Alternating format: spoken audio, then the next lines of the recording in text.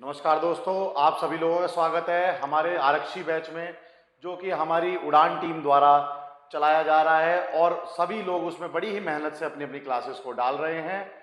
और उम्मीद मैं यही करता रहूँगा आपसे कि आप लोग भी उनको बड़े ही मज़े में देख रहे होंगे और अपनी तैयारी को आगे बढ़ाए होंगे। दोस्तों, जैसा कि आप सबको जानकारी है कि हम रेशो प्रोपोर्शन पढ़ रहे हैं मैथमेटिक्स में, और उसमें ये चौथी और फाइनल क्लास है जिसमें आज मैं 2 टाइप कवर करूँगा और बहुत ही जरूरी एक टाइप कवर होगी जिसका नाम है प्रोपोर्शन, समानुपात। और उससे पेपर में एक क्वेश्चन आप समझ लीजिए जरूर मिलेगा ही मिलेगा। अब तक के पिछले एग्जाम जितने भी हिस्ट्री बता रहे हैं, समानुपात से एक सवाल आ ही जाता है। तो देखिए, रेशो से अधिकांश 2 सवाल आते हैं, एक रेशो से आ जाता है और एक प्रोपोर्शन से आ जाता है। तो इसी प्रकार से 2 सवाल उससे बन जाते हैं। तो कहीं ना कहीं 38 क्वेश्चन में से आपके 2 क्वेश्चन की तैयारी आज इस वीडियो के अंत में हो जाएगी। आप इनकी प्रैक्टिस करते रहिएगा और 2 क्वेश्चन आपके कंफर्म सही होंगे, इसकी हम गारंटी लेते हैं। बस आप मेहनत करते रहिए, अभ्यास करते रहिए। चलिए अब हम शुरू करते हैं बिना किसी देरी के अपना अगला टाइप, रेशो प्रोपोर्शन 4 में। ये टाइप 7 है दोस्तों, और ये आयु के आधार पर है, बेस्ड ऑन एजेस। देखिए, एज का मैं अलग चैप्टर भी लूंगा जिसमें एज से संबंधित क्वेश्चन आएंगे। उसमें एज पूरा मिक्स होगा, परसेंटेज भी आ सकता है, उसमें एवरेज भी आ सकता है एज का, और रेशो भी पूछा जा सकता है।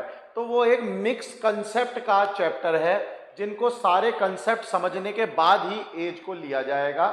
तो इसलिए हमने उस एज वाले पार्ट में से वही क्वेश्चंस निकाल के आपके लिए लेके आए हैं जो रेशो से हो रहे हैं। तो आप बिल्कुल भी ये मत समझिएगा कि एज वाला चैप्टर हम नहीं करेंगे, इसको हम आगे भी करेंगे, लेकिन जब जब वो चैप्टर्स कंसेप्ट खत्म हो जाएंगे तब। अभी हम रेशो के क्वेश्चंस देख लेते हैं इसके किस प्रकार से होंगे। तो सबसे पहले देखिए, ये क्वेश्चन आया दोस्तों। क्वेश्चन क्या है? लड़के की आयु का अनुपात 5:6 है। 2 वर्षों बाद अनुपात 7:8 हो जाएगा। 12 वर्ष के बाद उनकी आयु का अनुपात बताइए। इसकी आपको बहुत ही बेहतरीन मैंने आपको जानकारी दी है। पहले कंसेप्ट से बताऊंगा और फिर शॉर्ट ट्रिक से बता दूंगा। यह क्वेश्चन हम पहले भी कर चुके हैं, बस दूसरी फॉर्म में आया था, दूसरे टाइप में आया था। यह सवाल देखिए किस प्रकार से।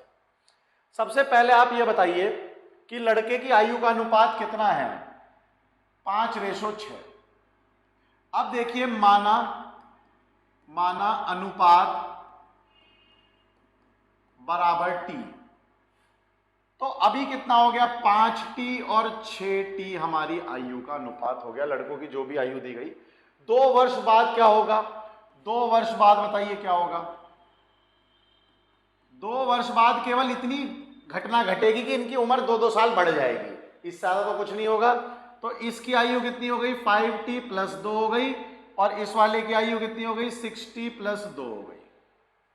और दोस्तों, ये जो नया अनुपात बना, ये बन गया 7:8। तो कहीं ना कहीं 5t + 2 बटे 6t + 2, और ये हो जाएगा 7:8। इसको आप बहुत ही मजे में सॉल्व कर सकते हो। ये 8 इधर लेके जाओगे तो कितना हो जाएगा दोस्तों? 40t + 16, और ये हो जाएगा 42t + 14। और यहां से हमारा जो है वो 2t जो है वो 2 के बराबर आ जाएगा, और t बराबर 1, यानी हमारा रेशो 1 हो गया। तो वर्तमान आयु तो उनकी 5 और 6 वर्ष ही आई, और 2 वर्ष बाद वो 7 और 8 साल के हो गए। जब वर्तमान आयु उनकी 5 वर्ष और 6 वर्ष है, तो 12 वर्ष बाद वो कितने हो जाएंगे? 5 में 12 वर्ष जोड़ दीजिए 17, 6 में 12 वर्ष जोड़ दीजिए तो कितना हो जाएगा? 18। तो 17:18 आंसर आ गया। ये ट्रिक नहीं है, बिल्कुल कंसेप्ट है। ट्रिक अभी बताऊंगा, ये जगह मैंने ट्रिक के लिए ही छोड़ रखी है। जब ऐसी टाइप आती थी तो आपको पता है क्रॉस मल्टीप्लीकेशन, मेरी पिछले वीडियो में देख लीजिए दोस्तों। क्रॉस मल्टीप्लीकेशन मेथड से आप बड़े आराम से सवाल को कर लोगे। क्रॉस मल्टीप्लीकेशन क्या कहता है? पहले वो वाली रेशो लिख लो जो आपको पुरानी दी गई है, 5:6। फिर जो बदल के हो गई वो लिख लीजिए, कितना हो गया? 7:8। और कितने वर्ष प्लस हुए वो निकाल लीजिए, +2 ऐसे लिख दीजिए। अब इनकी क्रॉस मल्टीप्लाई करके इन्हीं के प्रोडक्ट इनके ऊपर ही लिख दो। 8 × 5 = 40, ये 40 हो गया दोस्तों। और इतना 7 छिंग 42, ये 42 इसका आ गया। इनका डिफरेंस निकालो, डिफरेंस का मतलब अंतर, इनका अंतर निकालो। 42 में 40 गया तो कितना बचा दोस्तों? 2 बचा। इनका अंतर आपको समझ में आ गया होगा 2। अब यहां पर भी सेम प्रोसीजर कर लीजिए आप। 8 दूनी 16 हो गया और 7 दूनी 14 हो गया। ये इनका दोनों का प्रोडक्ट आ गया। इनका भी अंतर निकाल लीजिए दोस्तों, इनका भी अंतर हो गया 2। इस अंतर में से इसको भाग करेंगे तो रेशो की वैल्यू आ जाएगी। रेशो की वैल्यू आ गई 2/2 यानी 1। रेशो की वैल्यू 1 आ गई। अब यानी वर्तमान, ये वर्तमान स्थिति थी। वर्तमान स्थिति में एक लड़के की उम्र है 5 वर्ष और दूसरे लड़के की उम्र है 6 वर्ष। क्योंकि रेशो 1 आई है, क्योंकि रेशो दोस्तों 1 आई है, तो वर्तमान स्थिति में एक लड़के की आयु है 5 वर्ष और दूसरे लड़के की आयु है 6 वर्ष। 12 साल बाद ये परिस्थिति क्या होगी? 12 साल में केवल इतना ही बदलाव आएगा कि इनकी उम्र में 12 साल और जुड़ जाएंगे, इससे ज्यादा तो कुछ नहीं होगा। तो बताइए इस लड़के की आयु कितनी हो जाएगी? 12 + 5 17। तो जो पहला बालक है, बालक नंबर 1, बालक नंबर 1, उसकी आयु हो गई 17 वर्ष और बालक नंबर 2, इसकी आयु कितनी हो गई दोस्तों? इसकी हो गई 18 वर्ष। अब इनका अनुपात क्या हो गया? 17:18। बेहतरीन तरीके से हमने सवाल को समझ लिया है और दोनों तीनों तरीके से आप इन क्वेश्चन को बड़े आराम से कर पाओगे। आयु वाला सवाल है अनुपात का, इसलिए हम इसी में लेके आ गए हैं इसको। तो ये बात आपको क्लियर होगी। इससे करना चाहो इससे करो, हमारी कोई वो नहीं रहती।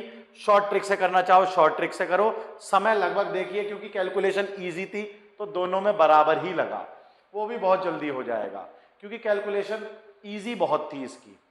चलिए आगे बढ़ते हैं। आगे देखिए, वर्तमान में सुमित और प्रकाश की उम्र के बीच का अनुपात, वर्तमान में सुमित और प्रकाश की उम्र के बीच का अनुपात 2:3 है।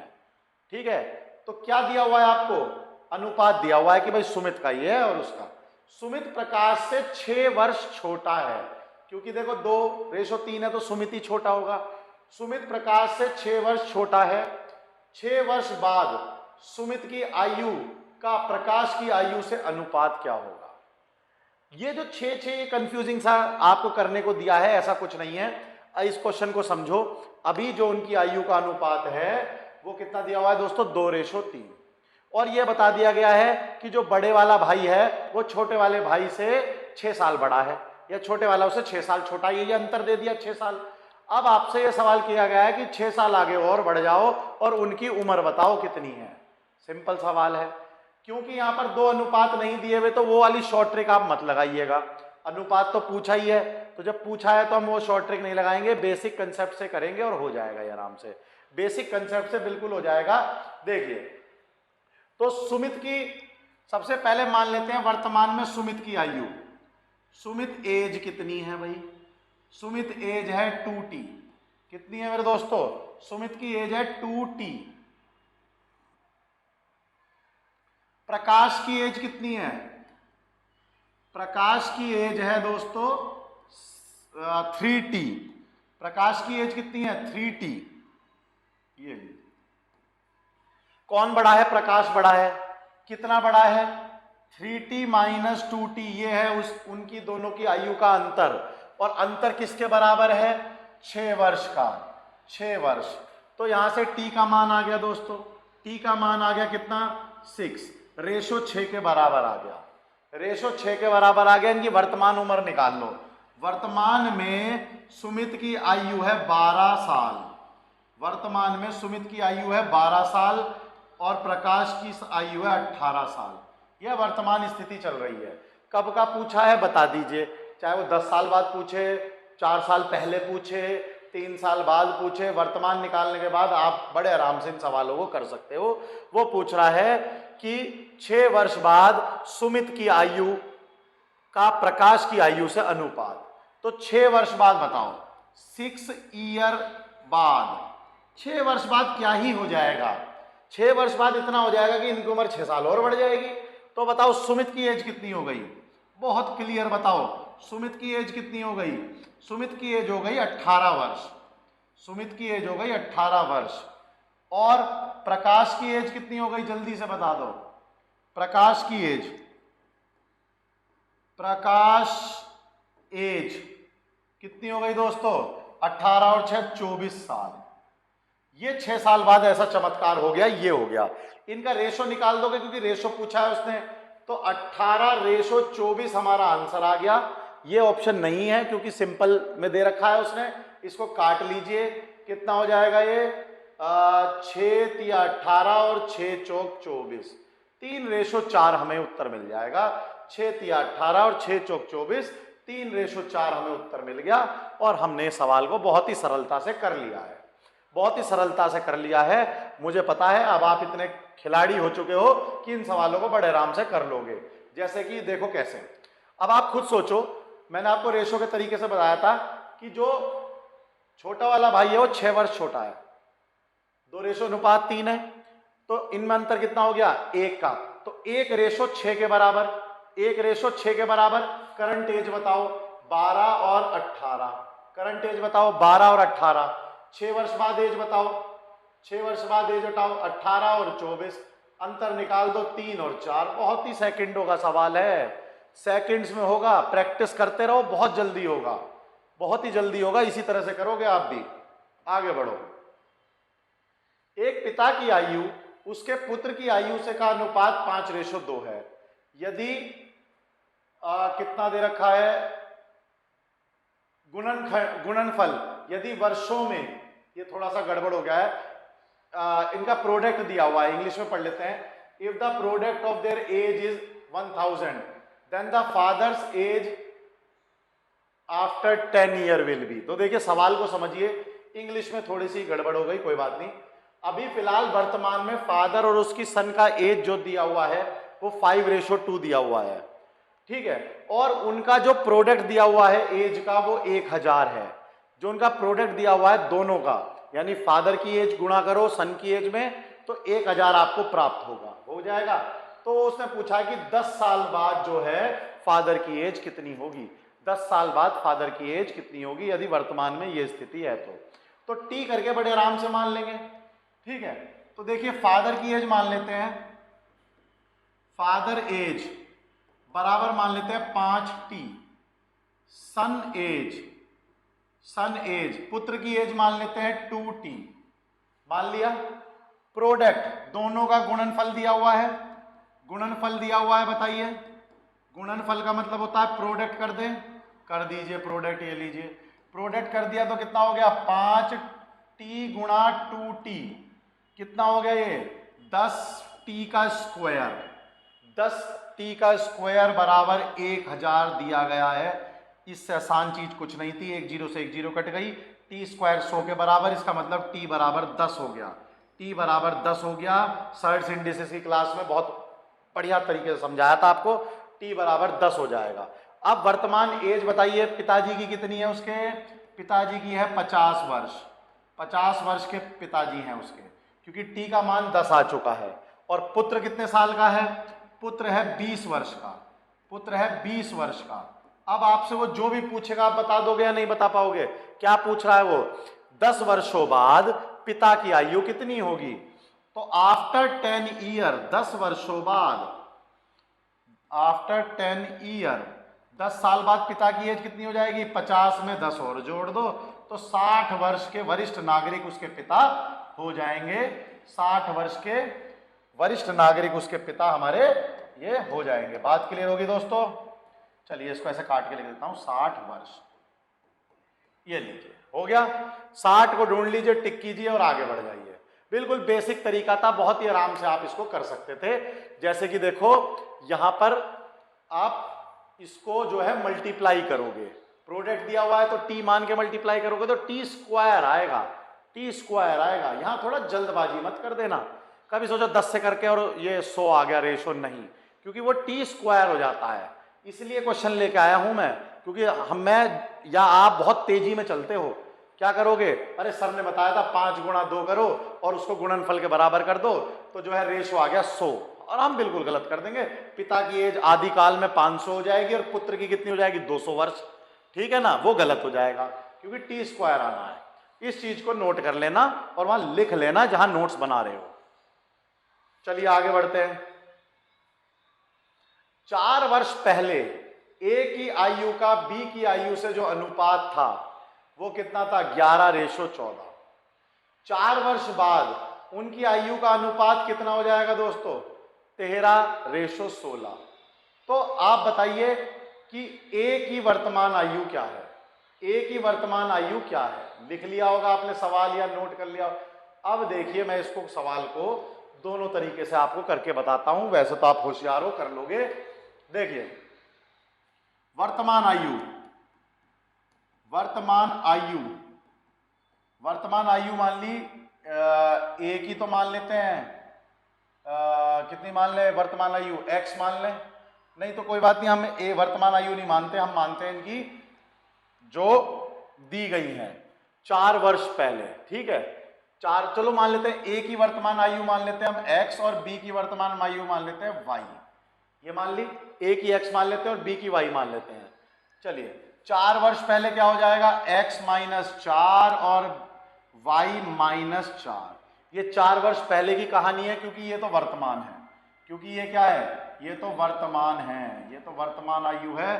तो 4 वर्ष पहले क्या ही हो जाएगा, 4 साल घट जाएंगे।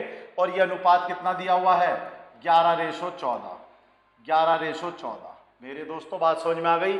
अब 4 वर्ष बाद क्या होगा, वर्तमान से 4 वर्ष बाद क्या होगा आगे, ये तो पिछला था पास्ट, आगे क्या होगा, 4 साल उम्र और बढ़ गई होगी। तो वर्तमान से 4 साल का मतलब क्या हो गया, x + y और x + 4 और y + 4। ये हो गया हमारा 4 साल आगे वर्तमान से। तो ये तो है 4 वर्ष पहले क्या था स्थिति, और ये है हमारा 4 वर्ष आगे। कितना दे रखा है हमें, ये हमें दिया हुआ है 13:16। 13:16 ये है 4 वर्ष आगे। ठीक है, तो जैसे इसको ऐसे मानो, मैं आज जो है 2 जनों की आयु की बात कर रहे हैं, आज से 4 वर्ष पहले ये रेशो था और आज के 4 वर्ष आगे ये रेशो होगा, यही तो है।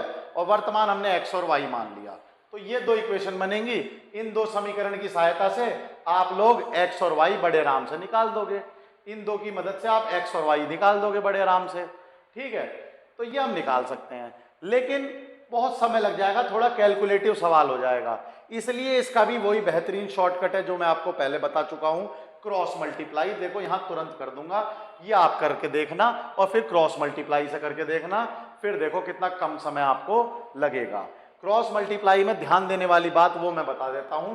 सबसे पहले देखिए, पहला अनुपात लिख लिया 11:14, पहला अनुपात लिख दिया आपने 11:14, और दूसरा अनुपात कितना लिख लिया दोस्तों, 13:16।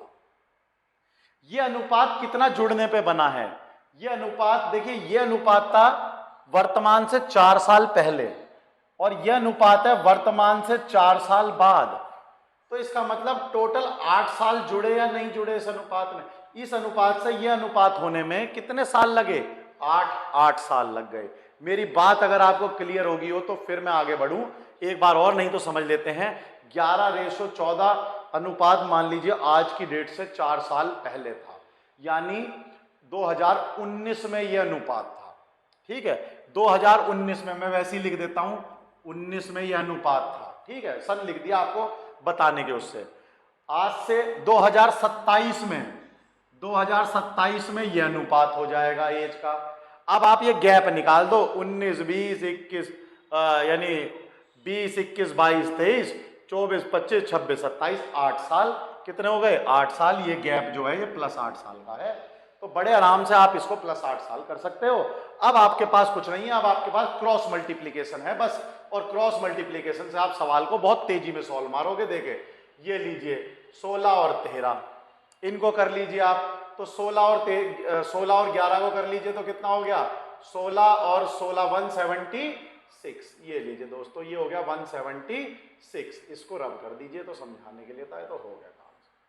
ठीक है, और अब आप कर दीजिए 14 और 13, कितना हो जाएगा दोस्तों, 4 × 12, 1 गया, और ये 42 हो गया, और ये हो गया दोस्तों कितना, 14, तो 182। ये तो आ गया इनका क्रॉस मल्टीप्लाई। इनका अंतर कितना होगा दोस्तों? इसका अंतर कितना हो जाएगा? 4 और 2 6। ये बात समझ में आ रही है? कितना अंतर हो जाएगा? 6। यहां पर आ जाओ, यहां पर आ जाओ दोस्तों, यहां कितना हो जाएगा? ये हो जाएगा हमारा 16, 8 6 48 और 4 और कितना हो गया 8 126। कितना हो गया दोस्तों? 126। ये हो गया 126। और ये वाला कितना हो जाएगा दोस्तों? ये वाला ये हो जाएगा हमारा 102। कितना हो जाएगा? 13 8 8 तिया 24 24 और कितना गया? 104। ये हो गया हमारा 104। इसका अंतर कितना आ गया मेरे दोस्तों? इसका अंतर आ गया हमारा 108 6 48 था, ये था 48। 8 6 48, ये 6 बन गया, 8 6 48। तो दोस्तों इसको कर लो 128, कैलकुलेशन मिस्टेक और कुछ नहीं। 128 तो कितना हो गया? ये 24। तो रेशो कितना आ गया दोस्तों? 24 को 6 से भाग कर दो, 24 को 6 से भाग कर दो, ये लो कितना आ गया रेशो? रेशो आ गया 4। रेशो कितना प्राप्त हो गया दोस्तों? 4। तो बताइए 4 प्राप्त हो गया, तो इसका मतलब ये उम्र हो गई 44 और ये उम्र हो गई, किसकी पूछी है उसने हमसे? एक ही पूछी है। वैसे ये उम्र कितनी हो गई? ये उम्र हो गई 4 चौक 16 और 56। तो ये उम्र हमारी हो गई इतनी, रेशो आ गया। अब उसने हमसे वर्तमान पूछी है, ये तो 4 वर्ष पहले थी, इसमें 4 और जोड़ दो तो 44। ये तो 2019 की थी, 2023 में कितनी होगी? 44 प्लस 4 यानी 48। 44 प्लस 4 यानी 48। तो 48 साल हो जाएगी। ए हमारा आंसर आ जाएगा, ए हमारा आंसर आ जाएगा दोस्तों। बड़े ही आराम से आपने इसको सॉल्व कर लिया। आप इसको कोशिश कीजिए, इसको मैं एक बार आपको और बता दूंगा। देखिए सबसे पहले आप इसको नोट कर लो, फिर मैं एक बार और बता देता हूं आपको। ठीक है, चलिए एक बार रिवाइज कर लेते हैं, दोस्तों। ये लीजिए, एक बार हम इसका रिवीजन कर लेते हैं जल्दी से, क्योंकि क्वेश्चन जो है कैलकुलेशन वाइज थोड़ा सा था, बाकी और कोई हमें दिक्कत नहीं थी। ये लीजिए, इसको हम एक बार रिवाइज कर लेते हैं। अब देखो, ये 11:14 है, मैं वैसे लिख रहा हूं ताकि आप याद कर सको। ये स्थिति 2009 में है, ये तो मैं मिटा देता हूं अब क्योंकि इसकी जरूरत नहीं है। ये स्थिति 2009 में है, मान लो 2019 में मान लेते हैं, 2019। 4 साल बाद वर्तमान स्थिति आ जाएगी 2023 जो चल रहा है। 4 साल बाद क्या होगा? 2027 आ जाएगा। ये स्थिति थी। तो हमें जो अनुपात दिया हुआ था वो 19 और 27 का दिया हुआ है, और हमसे पूछा क्या है? 2023 में उसकी उम्र बताओ। तो हमने क्या करा? ये लिख लिया 11:14 2019 में था फॉर एग्जाम्पल, और 13:16 जो था 2027 में था फॉर एग्जाम्पल। अब मैंने इसकी क्रॉस मल्टीप्लाई कर ली। इस बीच कितने साल बढ़े? इस बीच बढ़े 8 साल। 8 साल लिख लिए क्योंकि दोनों रेशो में 8 प्लस हुआ है। ये क्रॉस मल्टीप्लाई कर ली, ये क्रॉस मल्टीप्लाई 176 182, और ये कितना हो जाएगा? 128 और 104। इनके बीच का जो अंतर आया वो आया 24 और 6। तो यहां से हमारा रेशो प्राप्त हो गया, 24/6 यानी 4 रेशो प्राप्त हो गया। तो 2019 में जरा उम्र बताना। 2019 में थी उम्र 44 और 56, ए की 44 और बी की 56। 2023 में पूछी है, कर दोगे? कितनी हो जाएगी? 44 4 48। 48 हमारा आंसर, 48 हमारा आंसर। आगे बढ़ जाओ, आगे बढ़ जाओ। अब दोस्तों आता है प्रपोर्शन। अब आता है हमारा अगला जो क्वेश्चन आएगा वो आएगा प्रपोर्शन का। अब हम प्रपोर्शन पढ़ेंगे। तो प्रपोर्शन को लिखने से पहले, यानी कैसे लिखते हैं वो सब मैं आपको बताता हूं। देखिए, प्रपोर्शन को ऐसे लिखते हैं A/B, और ये डबल रेशो का चिन्ह होता है, यानी समानुपात। जिस अनुपात में ये है उसी समान अनुपात में अगला वाला भी है। इसका मतलब समान अनुपात, यानी जिस अनुपात में ये है उसी अनुपात में अगला वाला भी होगा, यानी C/D। इसको आप ऐसे मानो, मैंने आपको बताया था कि किसी भी अनुपात में अगर आप कोई नंबर मल्टीप्लाई कर दो तो वह अनुपात चेंज नहीं होता। जैसे एग्जाम्पल के तौर पे मैं आपके एक सवाल बताता हूं। मान लो ये हो गया 2:3। अब इसके समानुपात कौन कौन से अनुपात हो सकते हैं भाई? 2 की गुणा और 3 की गुणा एक ही नंबर में कर दो, यानी क्या हो सकता है? मान लीजिए 4:6 भी इसका समानुपात है, या 2:3 क्या हो सकता है दोस्तों? 4 से गुणा कर दो तो 8:12 भी हो सकता है। तो ये कोई भी समानुपात हो सकता है। 2:3 समानुपात कब हो सकता है? सेम नंबर की आप कर दीजिए, 10 से कर दीजिए तो 20:30। अब आपको ये बात समझ में आ गई होगी कि ये सब समानुपात में है, यानी वही अनुपात इसमें है, वही अनुपात यहां पर होगा। ठीक है, अब देखिए इसमें क्या होता है। इसमें हमें निकालने को आते हैं कि भाई पहला प्रोपोर्शनल निकाल दो, इसे प्रोपोर्शनल बोलते हैं। पहला प्रोपोर्शनल ये हो गया, ठीक है। ये दो मीन प्रोपोर्शनल होते हैं, मीन प्रोपोर्शनल। ये पहला प्रोपोर्शनल हो गया, ये द्वितीय दूसरा प्रोपोर्शनल हो गया, इन्हें मीन प्रोपोर्शनल बोल देते हैं, यानी ये दूसरा और ये तीसरा, और ये हो गया हमारा चौथा। ये हो गया हमारा प्रोपोर्शनल चौथा। तो एक सवाल तो यही आता है आपका कि या तो पहला प्रोपोर्शनल निकाल दो, या दूसरा निकाल दो, या तीसरा निकाल दो, या चौथा निकाल दो। दूसरे का मतलब मीन प्रोपोर्शनल निकाल दो। वो सवाल भी अभी आगे करेंगे। पहले इनको देख लेते हैं लिखते कैसे हैं। पहले इनको देख लेते हैं लिखते कैसे हैं। मान लीजिए दोस्तों ये है A:B और समानुपात लगा दिया C:D। C:D, ठीक है। एग्जाम्पल लिख लेता हूं, यहां पर एग्जाम्पल लिख लेता हूं, जैसे 1:3 और डबल रेशो 5:15। 5:15, ये आपकी समझ में आ गया होगा एग्जाम्पल।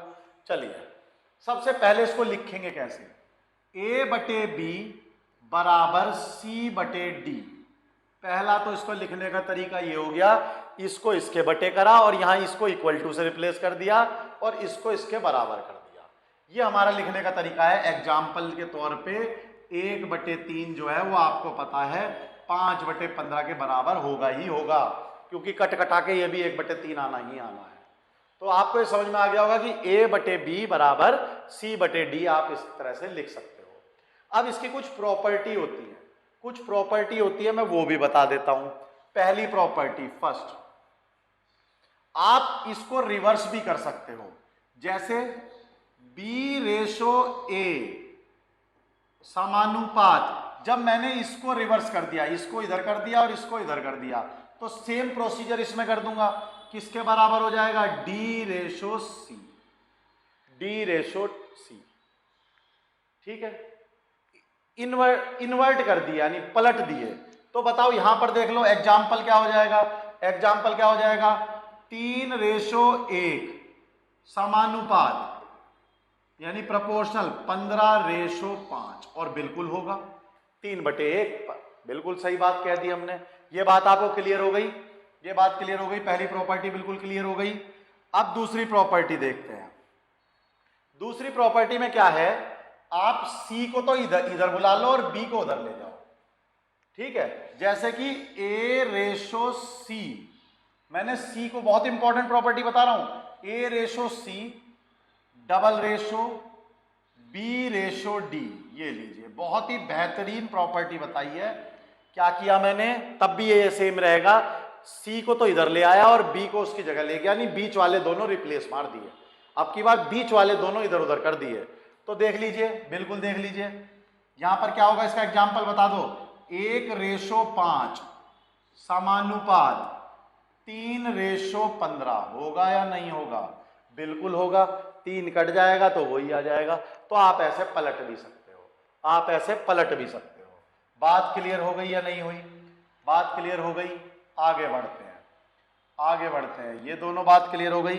तीसरी प्रॉपर्टी, तीसरी property A:B double ratio C:D है। अब इस पर हम तीसरी प्रॉपर्टी लगाते हैं। आप इसको ऐसे भी लिख सकते हो, A+B ratio B proportional C+D ratio D। इस तरीके से भी लिख सकता हूं मैं कि मैंने क्या किया, यह नंबर इसमें जोड़ दिया और नीचे वाले को ऐसे लिख दिया। देख लीजिए एग्जाम्पल के तौर पे लिख लीजिए 1:3 था, 5:15 था, यही था। हमने क्या करा, इसको जोड़ दीजिए 4:3, 20:15। बताइए बात समझ में आई नहीं आई? और ये बराबर होंगे, ये 5 से कट जाएगा तो यही आएगा। तो ये भी एक प्रॉपर्टी है कि आप ऐड कर सकते हो, इन दोनों को ऐड करके ऊपर लिख दो और बाकी ये वाला बचा हुआ नीचे लिख दो। एक और प्रॉपर्टी है इसकी, अब की बार हम क्या कर सकते हैं, A ratio A minus B, A ratio A minus B, minus भी कर सकते हैं, double ratio C minus D, इस तरह से भी लिख सकते हैं, इस तरह से भी लिख सकते हैं। देख लीजिए, इस तरह से लिख के दिखाऊं। एग्जाम्पल 1:3, 5:15, ये है। अब मैंने क्या करा, 1/1 - 3 इज इक्वल टू 5/5 -15, 5/5 -15। बात क्लियर हो गई आपकी? तो यहां से हम क्या कर सकते हैं, ये हो जाएगा हमारा 1/-2 इज इक्वल टू 5/-10। ये माइनस से माइनस कट गया और देखो ये रेशो बराबर आ गए। ये माइनस था, ये माइनस से प्लस हो गया और ये भी माइनस से प्लस हो गया। 1/2 5/10 के बराबर होता है नहीं होता? तो ये प्रॉपर्टी भी हमारी लगेगी, बहुत इंपॉर्टेंट प्रॉपर्टी बता रहा हूं। चलिए अब देखो, मैं प्रॉपर्टी लिख के भी लाया हूं। ये जो पहली प्रॉपर्टी थी जो इधर उधर पलट देते हैं, इसको बोलते हैं इंटरवेंडो प्रॉपर्टी। और जो यानी ये आपस में पलटे तो इंटरवेंडो, और अगर इधर उधर भेज दिए तो ऑल्टरनेंडो। नाम याद रखना ज्यादा जरूरी नहीं है। जोड़े तो कंपोनेंडो, माइनस करे तो डिविडेंडो, और दोनों एक साथ करे तो कंपोनेंडो एंड डिविडेंडो। दोनों एक साथ भी कर सकते हैं। जैसे कि देखो ये था, ऊपर तो जोड़ दो a+b और नीचे a-b, तब भी कोई फर्क नहीं पड़ेगा। c+d और c-d, सी एंड डी पढ़ भी रखी होगी आपने जब 8वीं 9वीं में। ये बहुत लगाई जाती थी, कंपोनेंडो एंड डिविडेंडो।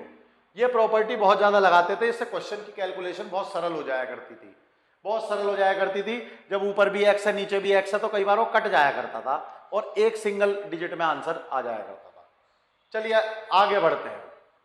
देखिए ये सवाल है हमारा, पहला प्रोपोर्शन निकालना है 9 12 15 का। 9 12 15 का पहला प्रोपोर्शन कैसे निकालोगे? पहला का मतलब हो गया ये वाला प्रोपोर्शन x, दूसरा यहां पर 9, डबल रेशो 12, सिंगल रेशो 15। इसी तरीके से तो लिखा जाएगा, यही तो होगा पहला प्रोपोर्शन, पहला अनुपात तो यही होगा। बताइए बात समझ में आ गई?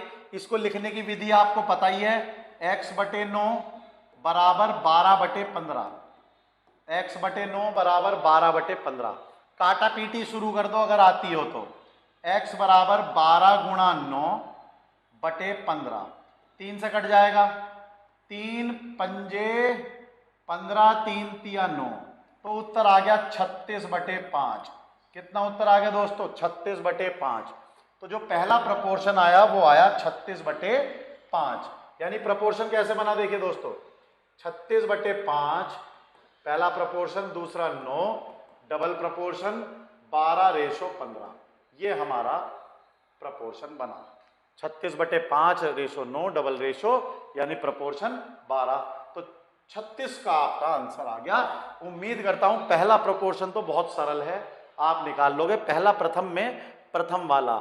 अब देखिए प्रथम वाले में वो हमेशा आपको 3 देगा, तभी तो निकलेंगे।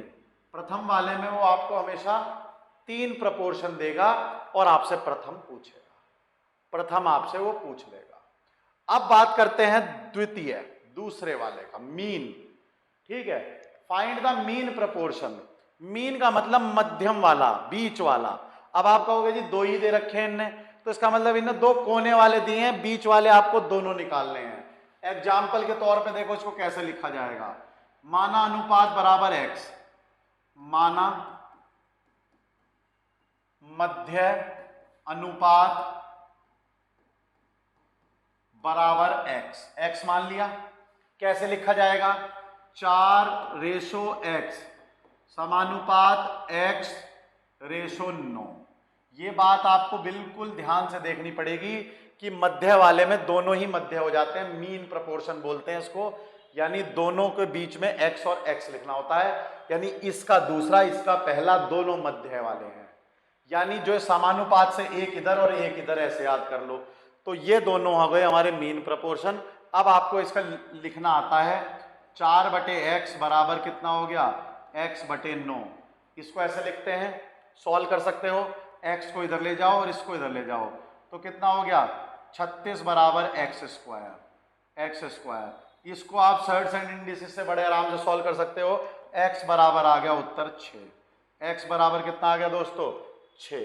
क्या पूछा है? मध्य वाला ही पूछा है हमारा, 6 आ गया।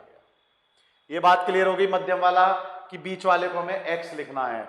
अगला सवाल जो है वो कि बेहद इंपॉर्टेंट है, वो भी पूछा जाता है, थर्ड प्रोपोर्शन। अब आप कहोगे सर थर्ड प्रोपोर्शन पूछा है और एक तो दिया ही नहीं है, एक तो दिया ही नहीं है। तो दोस्तों थर्ड प्रोपोर्शन में वो हमें 2 ही देगा। थर्ड प्रोपोर्शन कैसे लिखते हैं मैं आपको बता देता हूं। थर्ड प्रोपोर्शन में वो 2 ही देगा। माना तीसरा अनुपात बराबर x, माना तीसरा अनुपात बराबर x। अब आप कहोगे जी मेरे से लिखा नहीं जा रहा है, मैं आपको लिखना बताता हूं, देखिए कैसे। तीसरा प्रोपोर्शन पूछा है उसने, तो आप यहां पर लेंगे 18, यहां पर पहला दूसरा दे दिया, 18 ले लिया, समानुपात की 2 वो लगा दीजिए। मेरी बात समझ में आ गई? मध्यम वाले को भी 18 मान लो और यहां पर जो है इसको मानो आप x। तो अब ये तीसरा ही हो गया आपके लिए। जब 2 दिए गए हैं तो तीसरे नंबर पे आ गया, आपने इसको मध्य मान लिया, यानी पहला मध्य और तीसरा, इस पहला मध्य मध्य में दोनों सेम हो गए और ये तीसरा, इसलिए हमें 2 दिए गए थे, इसलिए हमें 2 दिए गए थे ताकि हम मध्य वाले को 2 मान के तीसरे को इसे माने। अब इसको सॉल्व करना आपको आता है। 12/18 बराबर 18/x। इस तरह से इसको लिख लेते हैं। x को एक तरफ ले जाओ, इधर ले गया मैं, और 18/12 18/12। तो यदि मैं इसको 2 से काटूं तो ये 6 हो जाएगा और ये कितना हो जाएगा दोस्तों? ये हो जाएगा हमारा 2 से काटा है 9, और इसको मैं 2 से काटूं तो ये 3 हो जाएगा और ये भी कितना हो जाएगा? 9। तो ये कितना हो जाएगा दोस्तों? x बराबर हो जाएगा हमारा 9×3=27। x बराबर हो जाएगा 9×3=27। बड़े आराम से आप इसको सॉल्व कर लोगे। तीसरा अनुपात हमारा x, तीसरा अनुपात हमारा x आया। ये लिखने का तरीका है। ये 3 सवाल आपके क्लियर हो गए, पहला, दूसरा, तीसरा। पहला अनुपात बिल्कुल सिंपल था, आपने यहां पर पहला लिखा, 3 नंबर दे रखे थे, उनको उसी क्रम में लिख दिया। क्रम नहीं बदलेंगे, क्रम नहीं बदलेंगे, अपने मन से किसी नंबर को कहीं नहीं लिखने हैं। पहला वाला आपको यहां पर x मानना है, दूसरा यही मानना है, तीसरा यही मानना है, चौथा यही लिखना है और इसको सॉल्व कर देना है। बात क्लियर हो गई। दूसरे पे आ जाओ, मीन प्रोपोर्शन। सवाल इससे भी बहुत आते हैं। मीन प्रोपोर्शन, मीन प्रोपोर्शन वाला मध्य के 2। पहला आपको दिया गया होगा, ये मध्य में दोनों मान लीजिए, और आपको आखिरी वाला ये दिया गया होगा, ये आपको आखिरी वाला दिया गया होगा, नहीं तीसरा प्रोपोर्शन आपको यहां पर दे दिया गया होगा। चलिए, जब आपने मीडियम में 2 माने थे तो ये तीसरा हो गया था। आगे बढ़ते हैं। अब हमें तीसरा लेना है, तो मध्य में 2 मानने हैं, ठीक है। तो उसके लिए क्या करें, हमें इसका थर्ड निकालना है। तो हमें पहला और दूसरा दिया हुआ है, पहला और दूसरा दिया हुआ है, तीसरा निकल जाएगा। पहला दूसरे को बीच में 2 बार लिखा और तीसरा, क्योंकि यहां पर ये भी तो यही था, पहला दूसरा बीच में 2 बार लिखा और ये तीसरा। आगे बढ़ते हैं, चौथे में वो हमें 4 ही देगा, चौथे में अगेन वो हमें 4 देगा। निकाल लीजिए कितना आएगा। माना चौथा अनुपात बराबर x लिख लेते हैं। तो 0.12x डबल रेशो, यानी ये क्या बोलते हैं इसको, समानुपात 0.21। और कौन सा निकालना, चौथा निकालना था दोस्तों, चौथा निकालना था हमें, तो चौथा निकाल लेते हैं। ये लीजिए, ये हो गया हमारा 0.21 समानुपात 8। ये लीजिए, हमने ये लिख दिया, ये हमने चौथे स्थान पे लिख दिया है x। इसको सॉल्व करना आपको आसान है, इसको अपने तरीके से लिख दीजिए। 0.12 बराबर 0.21 बराबर 8/x। ये पॉइंट एक इधर चला, एक इधर चला, समान एक इधर चला, एक इधर चला, तो पॉइंट दोनों में इधर पहुंच गए। तो ये कितना हो जाएगा दोस्तों, कितना हो जाएगा, ये हो जाएगा हमारा 12/21। 12/21 और 8/x, 8/x। यहां से आप x ज्ञात कर सकते हो, निकाल दो। यहां से x कितना आया, x आया हमारा 8 गुणा 21/12। तो कितना हो जाएगा, 4 दूनी 8, 4 तिया 12, 3 सत्ते 21, 14। कितना हो गया दोस्तों, 14। तो 14 हमारा आंसर हो जाएगा। 14 को हम टिक करेंगे और हम चारों अनुपात बड़े आराम से हम निकाल पाएंगे। पहला, मध्य, तीसरा, चौथा। पहला, मध्य, तीसरा, चौथा, चारों अनुपात मैंने आपको निकालने बता दिए। और सवाल इन्हीं में से ही, बहुत ही छोटे छोटे बेसिक से सवाल आते हैं। जैसे कि एग्जाम में एक सवाल आया, उसको आप अब कर ही लोगे। मैं आपको बता देता हूं क्या सवाल था, ये नोट कर लिया। आप ही के आरक्षी बैच का सवाल है, कोई भी वो ऐसा क्वेश्चन दे देगा। मान लीजिए 3:x, ठीक है दोस्तों, प्रपोर्शन, और y/5, y/5। और उसने क्या पूछा पता है सवाल, x y का मान ज्ञात करो, x y का मान ज्ञात करो, ये सवाल था। सोचो ये क्या सवाल है, इतना इजी कैसे लिखोगे। 3/x बराबर y/5, y/5 ऐसे लिख लोगे। इसको इधर ले जाओगे तो गुणा हो जाएगा, तो ये कितना हो जाएगा, 3 गुणा 5 बराबर x गुणा y। तो x y का मान कितना आ गया, 15। 3-4 सेकंड नहीं लगाओगे तुम इस सवाल को करने को। ये आपका पिछली बार जब पेपर हुआ था 2017 या 18 में यह सवाल आया था। इतना इजी सवाल आपके पेपर में आया था। चलिए आगे बढ़ते हैं। मीन प्रपोर्शन निकालना है इसका और इसका, और वो दिया हुआ है x। देखिए यदि x-2 और x-3 का मध्यानुपाती x है तो x का मान बता दो। यानी इन दोनों का जो मध्यानुपाती है वो x है, तो आपको x का मान निकालना है। पहले तरीके से लिख लो, पहले तरीके से लिख लो। आधा तो जीत जब हो जाती है जब आप तरीके से सवाल को लिख लेते हो। तो देखिए x-2 और मध्यानुपाती को मैं माना इसने x, तो x-2 रेशो x समानुपात, मध्यानुपाती को x माना है, लिख लेंगे। और ये बराबर हो, और यहां पर आ जाएगा x-3। ये लीजिए, बिल्कुल सिंपल तरीके से लिख लिया आपने। अब इसको जो हमारा सॉल्यूशन है उसको शुरू कर दीजिए। x-2/x is equal to x upon x-3। बड़ा ही जबरदस्त होता जा रहा है, कोई बात नहीं, होने दो। चलिए आगे बढ़ते हैं। x-2 और x-3 बराबर x², बराबर x²।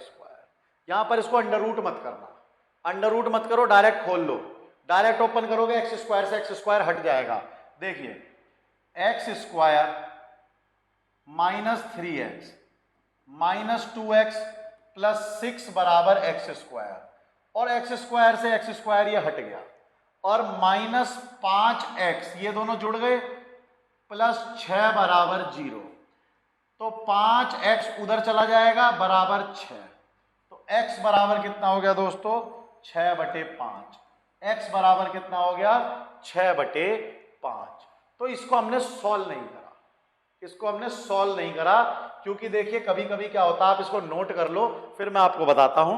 कभी कभी लोग डायरेक्ट फार्मूला रटाते हैं, डायरेक्ट फार्मूला रटा दिया जाता है बच्चे को, और वो सोचता है यही है मध्य। बस आप इसको नोट कर लो, बहुत सिंपल कैलकुलेशन थी। अब देखिए होता क्या है, नोट कर लिया सभी लोगों ने। a/x मध्य x/b, अब आपको फार्मूला जो रटाया गया वो ये रटाया गया होगा, a बटे एक्स, एक स्टेप ही तो फालतू है बस ये, और यहां से क्या होगा, एक्स स्क्वायर बराबर ए बी हो जाएगा, और x को आपको बता दिया गया ये कर लो।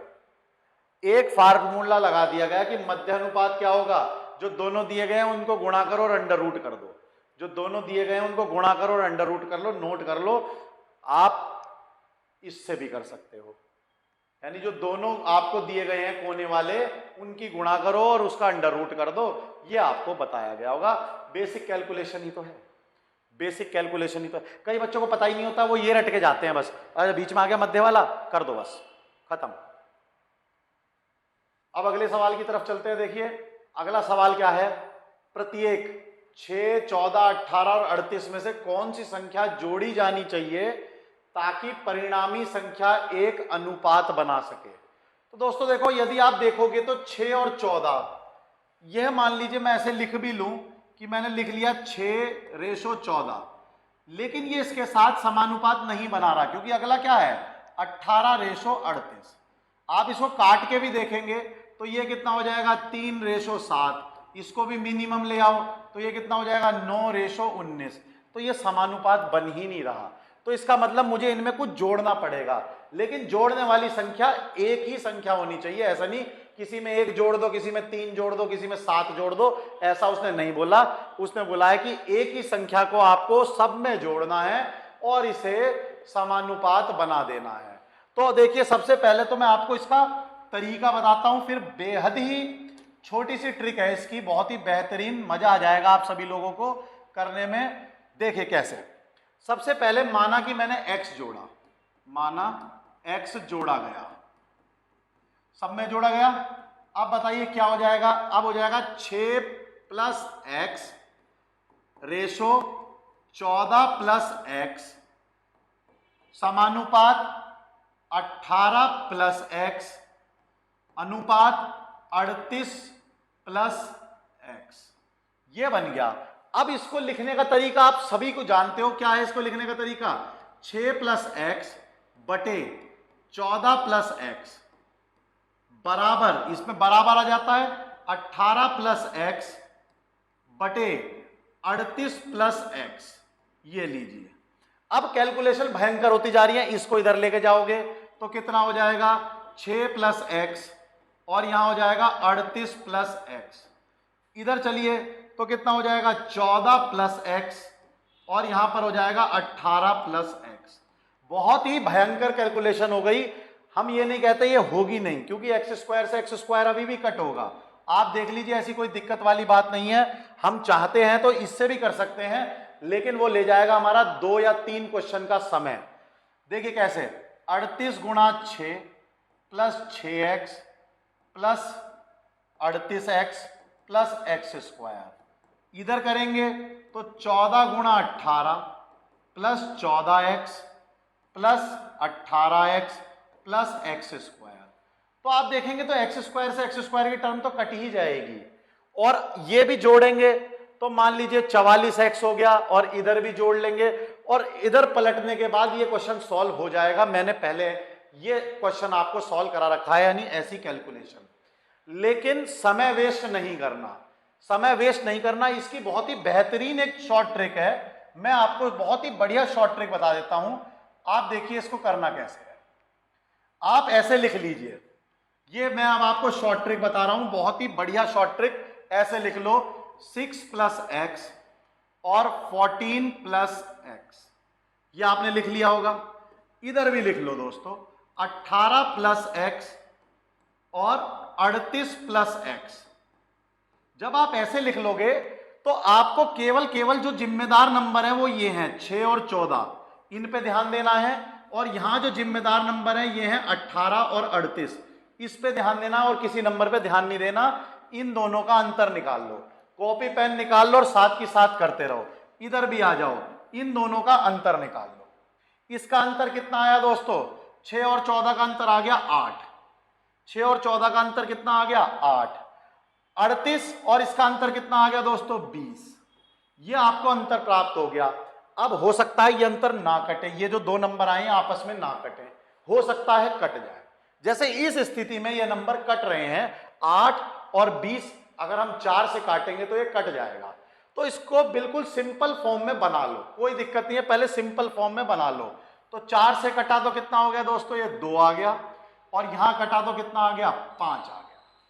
जब आपने ये लिख लिया कि यहां 2 आ गया, यहां 5 आ गया, अब देखो सबसे अच्छी बात, डिनोमिनेटर की जरूरत ही नहीं है, भूल जाओ डिनोमिनेटर भी कोई चीज थी।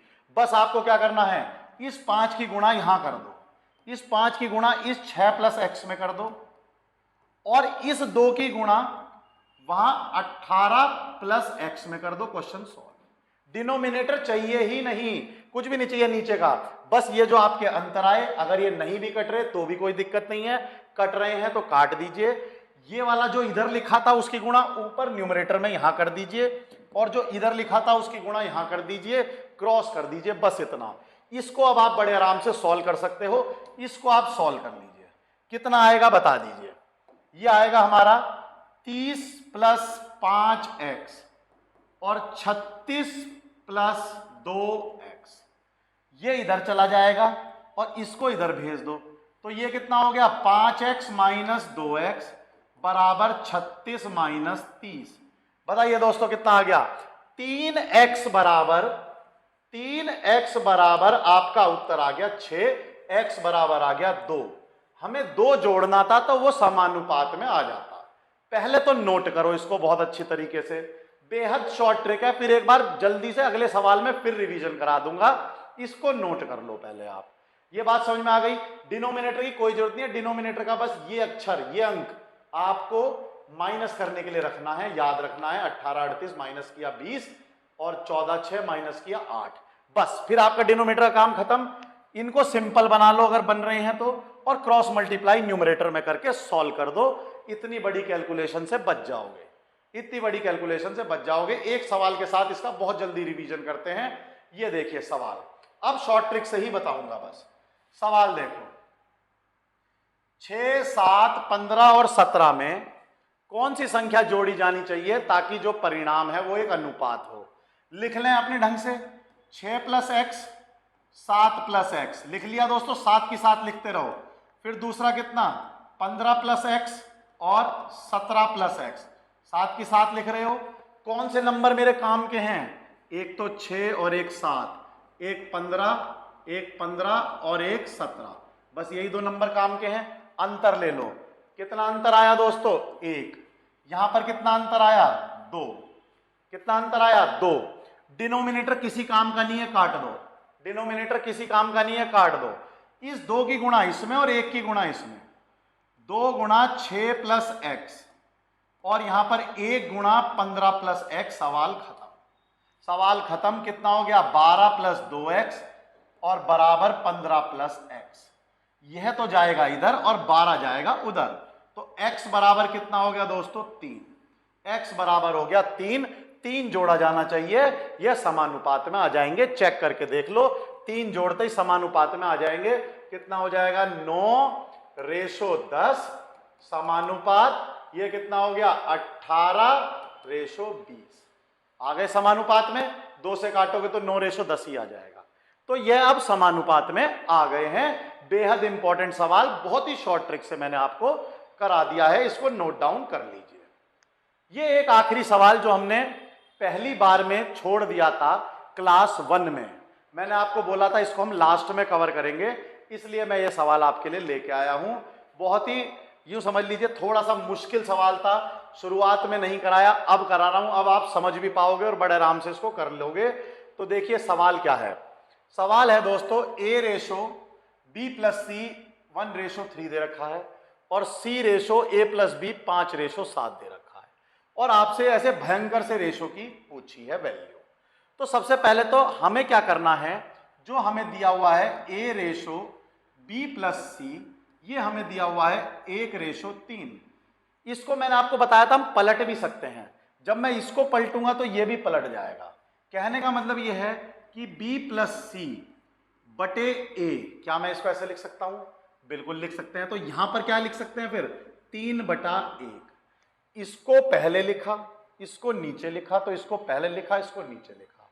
अब यहां से आपको क्या करना है, हमने आपको एक कंपोनेंडो भी सिखाया था। ये कंपोनेंडो का मतलब क्या होता है, ये ऊपर जोड़ दो तो रेशो नहीं बदलता, दोनों तरफ जोड़ना होता है। देखो दोस्तों, a प्लस बी प्लस सी बटे a जो बराबर होगा वो किसके बराबर हो जाएगा, 3 प्लस 1 बटे a। यानी नीचे वाले डिनोमिनेटर को ऊपर जोड़ के और नीचे वाले को ऐसे लिख दो। सेम केस इधर कर दो, नीचे वाले को ऊपर जोड़ के ऐसे लिख दो। तो आपको समझ में आ गया होगा कि a प्लस बी प्लस सी जो है वो बटे a जो है वो 4 के बराबर है। ऐसा इसलिए कर रहा हूं क्योंकि देखो a प्लस बी प्लस सी सब में बन जाएगा। ऐसा मैं इसलिए करना चाह रहा हूं क्योंकि a प्लस बी प्लस सी सब में बन जाएगा, वहां से क्वेश्चन सॉल्व करने की पूरी तैयारी हमारी हो जाएगी। इधर आ जाइए, इधर बताओ कैसे लिख सकते हो। इधर देखिए c ratio a plus B जो लिखा था वो कितना लिखा था दोस्तों, 5 रेशो 7। तो क्या मैं इसको पलट सकता हूं, बिल्कुल पलट सकते हैं। a प्लस बी अपॉन सी कितना हो जाएगा, 7 बटे 5। यहां से क्या लिख सकते हैं, a प्लस बी प्लस सी बटे सी, ये कितना हो गया, 12 बटे 5। दोस्तों आपको मेरी बातें समझ में आ गई होंगी बहुत ही आराम से। यहां से आपकी a प्लस बी प्लस सी की वैल्यू जो आई वो आई 4 है। आप चाहो तो यहां से वैल्यू भी रख सकते हो और क्वेश्चन सॉल्व हो जाएगा। a प्लस बी प्लस सी की वैल्यू कितनी आ गई, 4a। यहां पर आप रख दीजिए a प्लस बी प्लस सी की वैल्यू 4a, यहां रख दीजिए 4a बराबर बटे सी बराबर 12 बटे 5। 4a बटे सी बराबर 12 बटे 5, ये 4 कट गया तो 3 आ गया। तो a रेशो सी हमारा आ गया 3 रेशो 5। a रेशो सी जो हमारा आ गया वो आ गया दोस्तों 3 रेशो 5। बहुत ही आराम से हमने इस क्वेश्चन को कर लिया है। अब आपको पता है करना क्या है। अब a बराबर है हमारा 3t और b बराबर तो हमें निकालना है और c बराबर है हमारा 5t। a बराबर कितना है दोस्तों, 3t और b हमें निकालना है और c बराबर कितना है, 5t। इक्वेशन में रख के b निकाल लीजिए, इक्वेशन में रख के b निकाल लीजिए। बताइए किस इक्वेशन में रख दें, इसमें रख देते हैं, इसी वाली इक्वेशन में रख देते हैं, हमारा जो है b आ जाएगा। निकाल लीजिए दोस्तों कितना आया b। तो देखिए इस इक्वेशन में यदि मैं रखूंगा तो a को रखा मैंने कितना, 3t, यहां पर रखा b प्लस 5t और बराबर ये होता है 1/3, 1/3। तो कितना आ गया बताइए, यहां से आ गया हमारा 9t बराबर b प्लस 5t। ये 5t इधर आके 4t हो जाएगा तो 4t बराबर b। अब हमारा b भी आ गया, अब हमारा b भी आ गया, b है हमारा 4t। हमसे पूछा क्या गया है, आप ये बताइए, b रेशो a प्लस सी की वैल्यू हमसे पूछा क्या गया है, b रेशो a प्लस सी की वैल्यू निकाल दीजिए, निकाल दीजिए इसको जल्दी से। b बटे a प्लस सी की वैल्यू निकाल दीजिए, कितनी आई, b कितना है दोस्तों 4t, a कितना है 3t, c कितना है हमारा 5t। तो ये कितना हो जाएगा 4t बटे 8t, t से t कैंसिल हो गया, 1/2 इसका आंसर आ गया। यानी इसका जो आंसर है हमारा 1/2 है। इसको आप नोट कर लेंगे और टिक कर लेंगे, 1/2 हमारा इसका आंसर है दोस्तों। इसी के साथ ये हमारा सवाल पूरा हो गया। बहुत ही मुश्किल सवाल था, इसलिए हमने इसको लास्ट में कवर किया ताकि आप इसको इस प्रोसीजर से पूरा फॉलो करके सॉल्व कर सकें। और ऐसा सवाल एक आध बार कभी कभी टेस्टिंग करने के लिए बच्चे की पूछ लिया जाता है।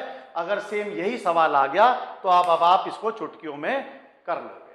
तो इसकी पे थोड़ी सी प्रैक्टिस कर लेना तो आपको ये सवाल समझ में आ जाएगा कि हमें हमेशा a प्लस बी प्लस सी बना के कोशिश करनी चाहिए। इसमें यह कोशिश मत करना कि कुछ मान लेना, मान के करोगे तो थोड़ा मुश्किल हो जाएगा कि a को 1 मान लिया तो वो रेशो में चलता नहीं है, क्योंकि वो स्पेशल केस होता है। तो दोस्तों यहां पर हमारी क्लास पूरी हो जाती है। अब हमें आपसे बस केवल एक ही उम्मीद रहती है, हमें बहुत बढ़िया वाला मोटिवेशन चाहिए। वो आपके हमें लाइक सब्सक्राइब से ही आता है और शेयर से आता है। ये थोड़ा पता नहीं क्यों ढीला पड़ रहा है आपकी साइड से, इसको कर दीजिए बस जल्दी से, शेयर कर दीजिए दोस्तों बढ़िया तरीके से सभी ग्रुपों में, ताकि बड़े मजे से सभी लोग तैयारी कर सकें और एक बहुत ही हेल्दी एनवायरनमेंट क्रिएट करें और बहुत ही बढ़िया तैयारी चले। दोस्तों अगली क्लास बहुत ही जल्दी लेके आऊंगा मैं परसेंटेज की। तब तक के लिए नमस्कार, धन्यवाद।